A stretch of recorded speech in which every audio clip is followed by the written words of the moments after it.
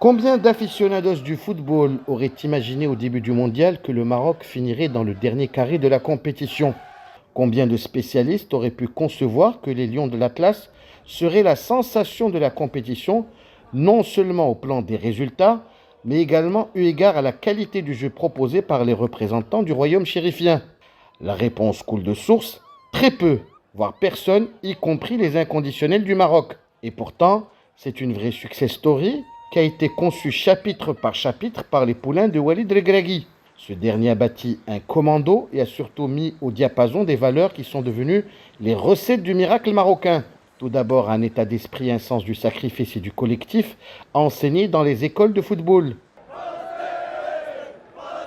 Le slogan Tous pour un et un pour tous a été une des clés, mais pas la seule, de cette aventure. Il y a également un plan tactique qui a mis en difficulté les cadors belges, espagnols et portugais et poussé la France dans ses derniers retranchements. Enfin, le sélectionneur a tenu à ses joueurs et aux médias un discours décomplexé. On va aller en finale, on veut gagner. Un slogan qui ressemble comme deux gouttes d'eau au fameux Yes We Can.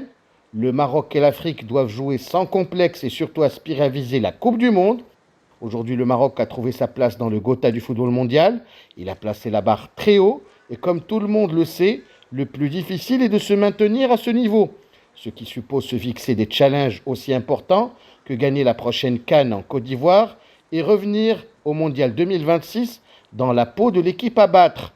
Deux défis que les Lions de l'Atlas devront relever sous peine de rentrer dans les rangs et surtout décevoir leurs fans qui pourraient alors se rendre compte que l'aventure du Qatar 2022 n'aura été qu'un feu de paille. Depuis Doha au Qatar, Amin Birouk pour la VO Afrique.